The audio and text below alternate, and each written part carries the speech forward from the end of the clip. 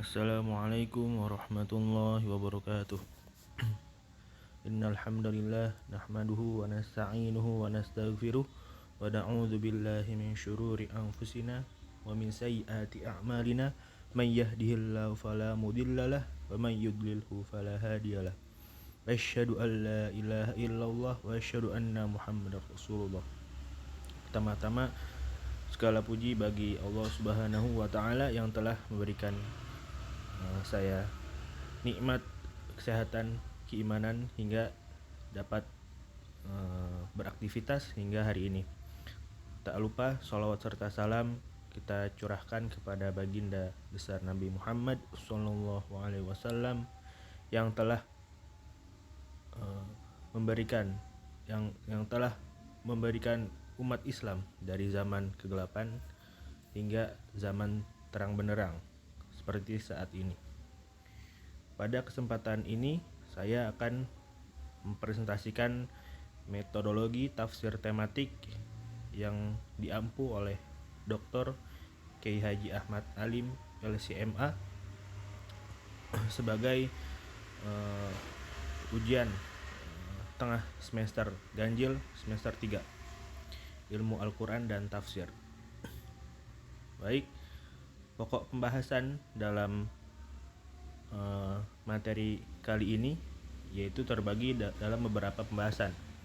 Yang pertama ada metodologi tafsir tematik 1, metodologi tafsir tematik 2, tafsir tematik tentang harta, pendidikan dalam tinjauan tafsir tematik, hakikat ruh dalam Al-Quran, yang terakhir cara mencari indeks ayat. Kemudian metodologi tafsir tematik 1 yaitu manfaat metodologi tafsir 1 itu belajar metodologi tafsir tematik ini kita dapat bisa menafsirkan dan memahami Al-Quran secara tematik, dan tafsir tematik ini memudahkan kita dalam memahami persoalan yang muncul belakangan yaitu al-qadayah al-mu'assirah atau isu-isu kontemporer yang membutuhkan jawaban dengan pendekatan tafsir tematik, karena hal tersebut bersifat praktis. Kemudian problem dalam menafsirkan tafsir tematik ini yaitu menafsirkan Al-Quran jika tidak berdasarkan ilmu. Hal tersebut sangat berbahaya, karena hanya di kalangan yang ingin mencoba menafsirkan Al-Quran hanya dengan perasaan dan pengalaman pribadi yang tidak berlandaskan dengan ilmu, sehingga dikenal dengan cocok logi atau mencocokkan suatu permasalahan dengan langsung kepada pengalaman pribadinya atau perasaan yang menafsirkan peristiwa tersebut. Kemudian urgensi metodologi tafsir tematik yaitu tafsir maudhu'i mencakup seluruh disiplin ilmu dan perspektif kajian tematik, lebih praktis dalam menjawab tantangan zaman, yaitu dalam bagian-bagian berbagai masalah itu tercakup dalam tafsir maudhu'i tersebut dan dapat menjawab tantangan zaman, yang mana tantangan tersebut merupakan persoalan-persoalan baru atau isu-isu kontemporer. Ketiga, dapat mengetahui hubungan dan persesuaian antara beberapa ayat dalam satu judul bahasa. Itu dengan satu judul bahasa itu ada beberapa ayat yang berhubungan dengan judul yang akan dibahas dalam tafsir maudhu'i. Kemudian mempermudah para akademisi untuk mengetahui secara sempurna berbagai macam topik dalam Al-Quran dan pembahasan yang lebih fokus dan menyeluruh. Terakhir, tafsir maudhu'i akan mendorong lahirnya berbagai macam disiplin ilmu baru, baik sains alam maupun sains sosial.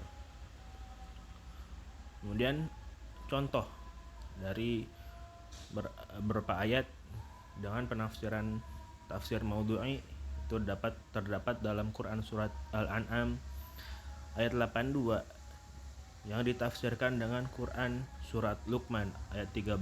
Hal tersebut merupakan tafsir maudhu'i dengan pendekatan tafsir Quran bil Quran.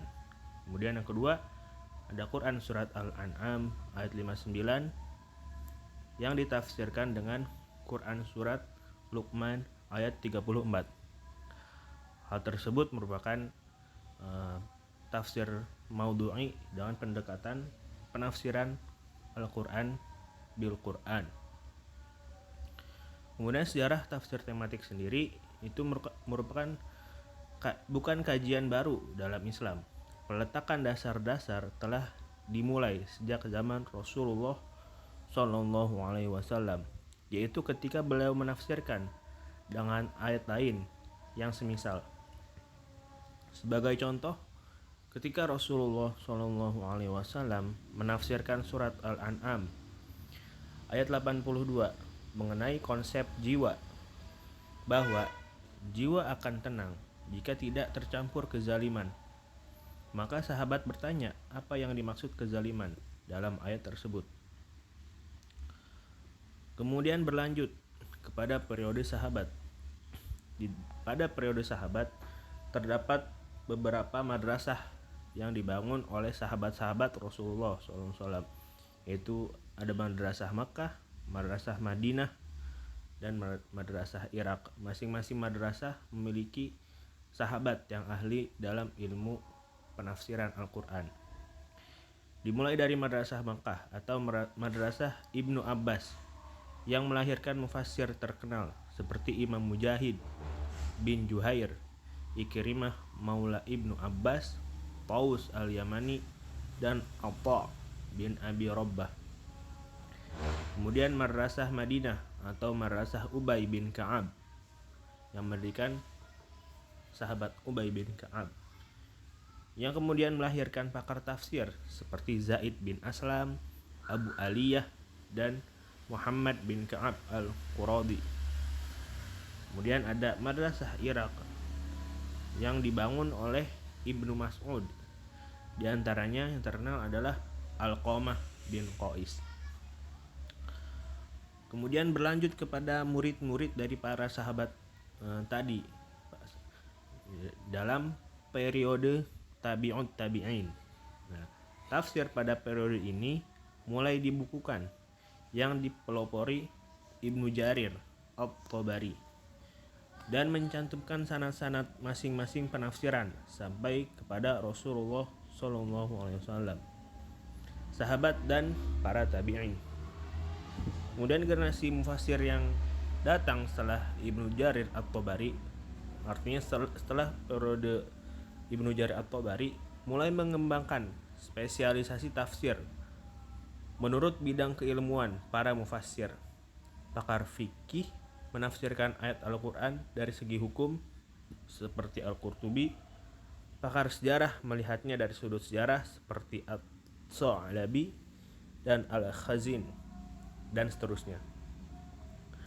Kemudian periode setelahnya, kira-kira periode setelah tabi'un tabi'in, itu periode yang lebih mengkerucut, yang dikenal dengan metode tafsir maudhu'i atau tafsir tematik, yang dikenal dengan tafsir tematik, yaitu membukukan tafsir menurut suatu pembahasan tertentu sesuai disiplin bidang keilmuan, seperti yang ditulis Az-Zarkashi dalam Al-Burhan, Ibnu Qayyim dalam kitabnya At-Tibyan. Nah, dalam tataran akademisi, tafsir tematik abad ini dipelopori oleh para ulama Al-Azhar seperti Profesor Muhammad Shatut pada Januari 1960 yang termuat dalam kitabnya Tafsir Al-Quran Al-Karim. Begitu pula ulama-ulama kontemporer seperti Profesor Dr. Wahbah Zuhaili, kemudian Profesor Quraisy Shihab, dan ulama-ulama kontemporer lainnya. Kemudian mustalah tafsir maudhu'i, yaitu mengumpulkan ayat-ayat yang memiliki tujuan satu, diurutkan sesuai asbabun nuzulnya, mensyarah ayat-ayat dengan kitab tafsir, kemudian mengomentari dan melakukan aktualisasi atau pengaplikasian dalam kehidupan. Kemudian kajian yang relevan dengan kitab-kitab terdahulu, ini diruntut dari kitab terdahulu hingga kitab yang mensyarah, terus kitab yang mensyarah lagi, kita menjelaskan kitab yang sebelumnya. Di sini runtutannya itu ada Abu Ubaid Al-Qasim dengan kitab Al-Amwal. Kemudian disyarah dengan pengarang Abu Qutaibah dengan kitab Al-Amwal.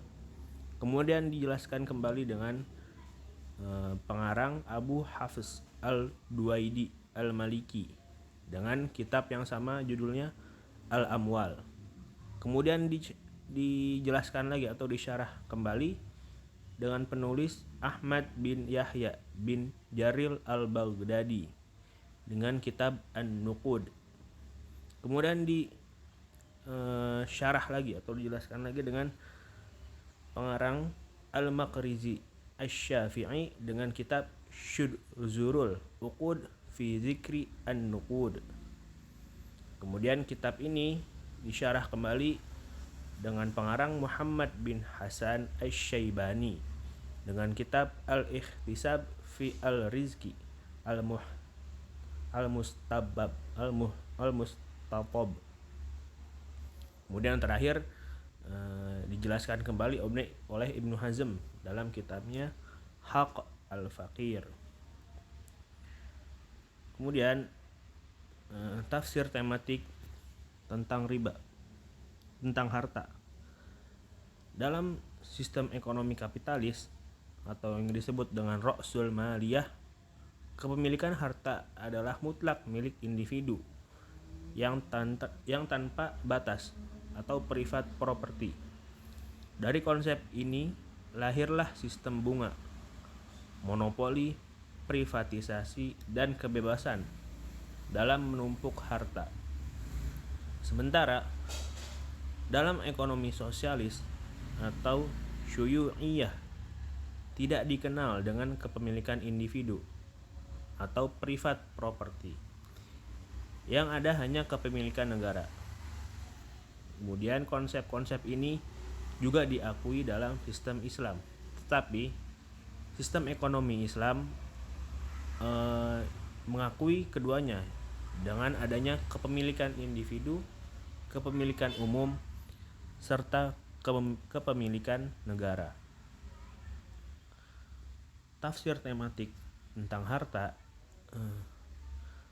di dalam Al-Quran disebutkan kata al-mal dengan berbagai bentuknya, disebutkan kurang lebih 87 kali yang terdapat dalam 79 ayat di dalam 38 surat.